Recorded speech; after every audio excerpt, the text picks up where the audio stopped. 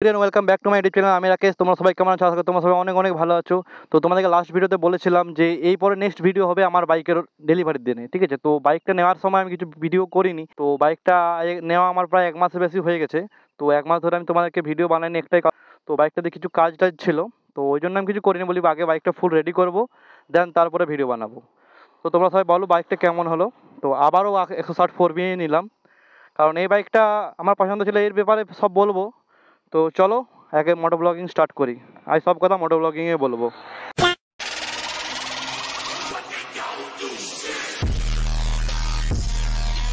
So friends, আজকে ভিডিওর main topic হচ্ছে যে আমি আবারও 160 4B কেন নিলাম। তো ফ্রেন্ডস, আমি আরও অ্যাপাচি 4B নেওয়ার পিছনে কারণগুলো তোমাদেরকে বলি। তোমাদেরকে বলেছিলাম যে আমি R15 আমার কেন সেল করেছি, ঠিক আছে? তো R15 আমি 2-3 মাস মতো আমার কাছে ছিল, 3 মাস প্লাস 4 মাস প্লাস ছিল আমার কাছে বাইকটা। তো আমি ওটা সেল কেন করে দিয়েছি তোমাদেরকে বলেছি। তো আমার কাছে অনেক অপশান ছিল, তাও আবার অ্যাপাচি 160 4B আমি কেন নিলাম। তো এটা হচ্ছে Apache TR 160 4B BS6 ABS version. আর আমার যেটা আগে ছিল 160 4B BS4 ছিল, নন ABS ভার্সন ছিল। তো আমি খুঁজছিলাম যে 160-এর BS4 একটা ABS ভ্যারিয়েন্ট আসে আমাদের ইন্ডিয়াতে, ওটা আমি অনেক খুঁজছিলাম, কিন্তু মানে একটা পেয়েছিলাম কিন্তু কন্ডিশনার তো ঠিকঠাক পাইনি। তো তার জন্য ওটা নিলাম না, তার জন্য BS6 নিলাম, ঠিক আছে?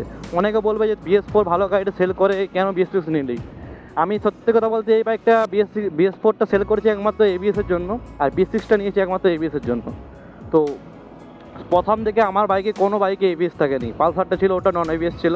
160 4Bটা ছিল, ওটা নন ABS ছিল। তো নন ABS চালিয়ে মানে আমার এটা হয়ে গেছিলো ঠিকঠাক। কিন্তু এই যে এখন যে মানে ফোটোর জন্য না, টোটো বা সাইকেল বাড়ার জন্য ABS-টা খুব দরকার। মানে আমি 160 4Bটা ওই সেম আমার এখানে একটা সিচুয়েশান হয়েছিল, আমি ব্রেক মেরেছিলাম, স্কিড করে গেছিলো। তো তার কিছুদিনের মধ্যে আমি বাইকটা সেল করে দিয়েছি যে আমার ABS লাগবে। তো ফের R15 version 3 dual channel ABS নিলাম। R15 চালিয়ে সেরকম ফিলটা আমি পাচ্ছিলাম না, পরিষ্কার কথা। মানে আমার সেরকম মানে ফিল লাগছিল না বাইকটা, যে মানে একটা এত বড় গাড়ি, কিন্তু R15 একটা ভালো পাওয়ার আছে, পাওয়ার নেই বলবো না, কিন্তু ওর পাওয়ার ব্যান্ড শুরু হয় 65 স্পিড থেকে, মতলব 7000 RPM-এর পর থেকে, ঠিক আছে? তো আর 4B তো তোমরা সবাই জানোই 4Bর পাওয়ার কেমন। 3000 3500 RPM-এর পর থেকে পাওয়ার আরম্ভ হয়ে যায়, ঠিক আছে? তো ওই জন্য আমি 4Bটা আবারই নিলাম। আর আমার এখানে অপশান ছিল পালসার N160, অনেক কিছু অপশান ছিল, কিন্তু আমার ওই গাড়িগুলো ঠিকঠাক চালিয়ে আমার পছন্দ হলো না। কারণ সত্যি কথা বলতে আমি প্রথম থেকে একটু আমার ভালো লাগে একটু ইনিশিয়াল পাওয়ার। আর আগে 160 4Bটা তো অনেক বেশি পাওয়ার ছিল, এর থেকে অনেক বেশি পাওয়ার ছিল, কারণ ওটা BS4 ছিল, ওটা আলাদা রকমেই ভাগতো, ঠিক আছে? তো এই পাতি কথাই ব্লগগুলো করছি। তো বাইকটা যে আমি 1 মাস চালাচ্ছি, আমি বাইকটা নেওয়ার পরে কিন্তু ভিডিও বানাইনি কিছু। আমি বলি বাইকটাকে কিছুদিন চালাই, দেন তারপরে ভিডিও বানাবো, ঠিক আছে? তো বাইকটা চালাচ্ছি, বাইকটার ব্যাপার অনেক কিছু জেনে গেছি যে কী ব্যাপার কী। আগে BS4 ছিল অ্যাপাচি, ওর থেকে এটা পুরো সম্পূর্ণ আলাদা বাইক, ঠিক আছে? আমার BS4টায় মাইলেজের কথাটাই বলি, আমার BS4টায় 45 মাইলেজ দিত, ঠিক আছে? 45 না দিলেও 42 থেকে 44 এরকম, মানে 45-এর মাঝামাঝি মাইলেজটা আমার পেয়ে যেতাম। কিন্তু এই বাইকটাতে আমি 35 38-এর বেশি কোনোদিনও মাইলেজ পাইনি, ঠিক আছে? মানে 1 মাস চালাচ্ছি আমি, এটাতে 3 বার ফুল ট্যাঙ্ক করা হয়ে গেছে আমার। তো ওই আন্দাজ থেকে তোমাদেরকে বলছি যে এটা পাইনি। আর পাওয়ারের কথাটা বলি, এটাতে পাওয়ার নেই বলবো না, এটাতে পাওয়ার প্রচুর আছে। 160 4Bতে পাওয়ার ওটাও ছিল, এটাও আছে, কিন্তু এর পাওয়ারের নেচারটা আলাদা, ওর পাওয়ারের নেচারটা আলাদা ছিল, ঠিক আছে? এর পাওয়ারটা যখন উঠে স্মুথ ফিল হয়, এটা স্মুথলি উঠে, ঠিক আছে? মানে আমি তোমাদেরকে চলো একটু ফাঁকা স্টেজ পেয়ে দেখাচ্ছি এর পাওয়ারটা কেমন, ঠিক আছে? তো এর পাওয়ার উঠে এমন না যে উঠে না, কিন্তু এর পাওয়ারটা একটু স্মুথ নিয়ে উঠে, স্মুথভাবে উঠে আর কি। বেসিস গাড়ি সব বাইকে একটু পাওয়ার ড্রপ হয়েছে, পাওয়ার লস হয়েছে, কিন্তু R15 ভার্সন 3 থেকে এর পাওয়ার অনেক ভালো। R15 ভার্সন 3-তে পাওয়ার আছে, কিন্তু ওর ওই তো মোটামুটি 7000 RPM প্লাস। আর আমার একটু গ্রামের সাইডে বাড়ি, আমার ওই মানে সবসময় টপ অ্যান্ড চালানোর স্পেস পাই না, তো টপ অ্যান্ড আমার দরকার হয় না তার জন্য। তো R15-এ আমি যখন কাউকে ওভারটেক করতাম, আমার R15-এ 6 গিয়ার স্পিড ছিল, ঠিক আছে? 6টা গিয়ার ছিল। তো 6টা গিয়ার থাকলে আমি যদি কাউকে ওভারটেক করতাম, আমাকে 2টো গিয়ার কমাতে হতো, ঠিক আছে? বাইকটা 4 নম্বর গিয়ারে আনতে হতো আমাকে, ঠিক আছে? তারপরে অ্যাক্সেলেরেটর দেওয়ার পরেও কিছুক্ষণ পরে মানে ধরে রাখতে হতো, তারপরে গাড়িটা বের হতো। কিন্তু এটা যেখানে অ্যাক্সেলেরেটর দিব সেইখান থেকে কিন্তু বের হয়ে যাবে, ঠিক আছে? এটা হচ্ছে একটা 4Bর ব্যাপার। তো তার জন্য আবারও 4B নিলাম, কারণ 4B আমি R15 নিয়ে নিয়েছিলাম, ঠিক আছে? R15 ট্রেন্ডিং বাইক ওই হিসাবে নিয়ে নিয়েছিলাম আমি, আর ABS-এর জন্য, ডুয়েল চ্যানেল ABS-এর জন্য আমি নিয়ে নিয়েছিলাম। কিন্তু ট্রেন্ডিং বাইক হলো ওই বাইকটা সেই রকম ফিলটা আমি পাচ্ছিলাম না, যেটা আমি 4B আগে 160 4Bটা যেটা পেতাম আমি BS4টায়, ওই ফিলটা কিন্তু আমি পাচ্ছিলাম না, ঠিক আছে। তো ওই জন্য আমি R15টা মনে হলো যে না, এটা না রাখাই ভালো। তারপরেও সার্ভিসও প্রচুর এক্সপেন্সিভ, এমনকি পার্টসের প্রাইসও প্রচুর। তো সেই হিসাবে মনে হলো না বাইকটা ঠিকঠাক। কিন্তু ওর একটা জিনিস ভালো ছিল, মাইলেজটা ভালো দিত, 45+ মাইলেজ পেতাম আমি সব সময় বাইকটাতে। তোমরা সবাই হয়তো জানতে চাইবে 4B বাইকটা কেমন। তোমাদেরকে 4B বাইকটা কেমন এটা থেকে বুঝে নিতে হবে যে আমি আরও সেকেন্ড টাইম 4B নিলাম, তার মানে বুঝে নিতে হবে যে বাইকটা কেমন, কেন অ্যাকচুয়ালি ভালো বলে আমি আরও নিলাম, ঠিক আছে। আমার এখানে অনেক অপশান ছিল। আমি অ্যাকচুয়ালি পালসার ফ্যান বয়, ঠিক আছে। আমার প্রথম থেকে পালসার বাইক, আমি ফার্স্ট পালসার বাইকেই কিনেছিলাম। তো আমি পালসার ফ্যান বয়, তো আমার এখানে অনেক অপশন ছিল, NS200, NS160, N160, অনেক কিছু আমার এখানে অপশন ছিল, ঠিক আছে। ডিউক 200, তো অনেক কিছু অপশন ছিল। কিন্তু তাও আমি 160 4Bটা কেন নিলাম সেটা তোমরা এবারে বুঝে নাও। কারণ বাইকটা নিশ্চয়ই কিছু তো ভালো পেয়েছি আমি। ভালো পেয়েছি বলতে, এই বাইক আগের বাইকটাতে কী ছিল, অনলি পাওয়ার ছিল, কোনো কনফিডেন্স থাকেনি, কোনো ব্রেকিং থাকেনি, কিচ্ছু থাকেনি, অনলি পাওয়ার। এই বাইকটাতে কিন্তু পাওয়ারটা হালকা ওর থেকে একটু কম আছে, মানে পাওয়ার নেই বলবো না, এটা তো মারাত্মক পাওয়ার আছে, বুম বাম টানে, ঠিক আছে। পাওয়ার প্রচুর আছে, কিন্তু ওর তুলনায় একটু কম। কিন্তু একটু পাওয়ার কম হলেও এটাতে ABS পাচ্ছি, এর গ্রিপ ভালো, অনেক কিছু ভালো আর কি। এর আগের BS4 থেকে এটা অনেকটা আপডেট করেছে, ঠিক আছে। তো মোটামুটি ভালো, খারাপ নয়।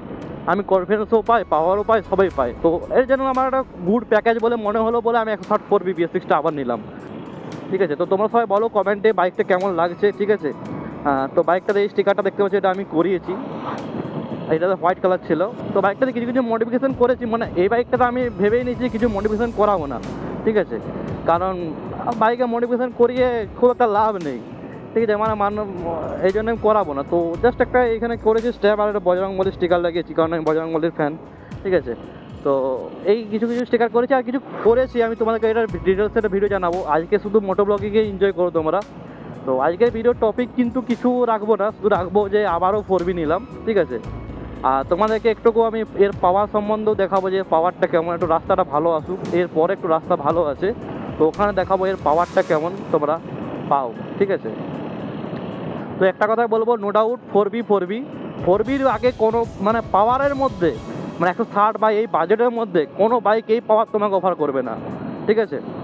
অ্যাকচুয়ালি মানে অনেকে বলে যে এক্সট্রিম 4B মানে এক্সট্রিম 160 4B যেটা নতুন বেরিয়েছে ওটার পাওয়ার ভালো। আমার এখানে কিন্তু খুব একটা ভালো লাগে না। হ্যাঁ, ওটারও পাওয়ার আছে, নেই নয়, মোটামুটি ভালো, কিন্তু ও বাইকগুলো অতটা চলে না, ঠিক আছে, আমাদের ইন্ডিয়াতে। তো তার জন্য ওটা নিলাম না। তো পাওয়ার হিসাবে 160 মধ্যে সব থেকে বেস্ট বাইক আমি তো বলবো অ্যাপাচি 4B। BS4টাও বেস্ট ছিল, কিন্তু ওর ওই কনফিডেন্স পেতাম না, ব্রেকিং এত ভালো থাকেনি, এই কিছু কিছু কারণগুলোর জন্য ওটা আমি বলবো না যে খুব ভালো। তো BS6 4B খুব ভালো। তো বাইকটা পাওয়ার সম্বন্ধে তোমাকে একটু আইডিয়া আমি দিই, হ্যাঁ, ঠিক আছে। শুধু স্পিডোমিটারটা ভালো বোঝাচ্ছে না, কারণ এখন সানলাইটের সময় স্পিডোমিটারে 4Bর ভালো বোঝায় না, ঠিক আছে।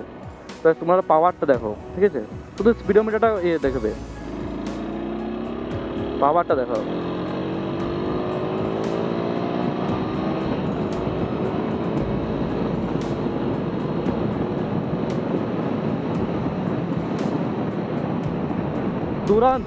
তুরন্ত স্পিড উঠে যায় কি না। R15টা সেল করার পরে 4B নেওয়াটাকে আমি বোকামি করলাম না ভালো করলাম? সত্যি কথা বলতে বোকামি ওটা ব্যাপার না, যে যার পছন্দ। আর সত্যি কথা বলতে R15 প্রথম থেকে আমার পছন্দ নেই। তো ট্রেন্ডিং বাইক আর ডুয়েল চেনের ABS-এর জন্য, আর আমার কিছু কিছু তখন ক্রাইটেরিয়া ছিল, তো তার জন্য আমি নিয়ে নিয়েছিলাম। কিন্তু সত্যি কথা বলতে আমি 2 মাস 3 মাসের বেশি আর বাইকটা রাখতে পারলাম না।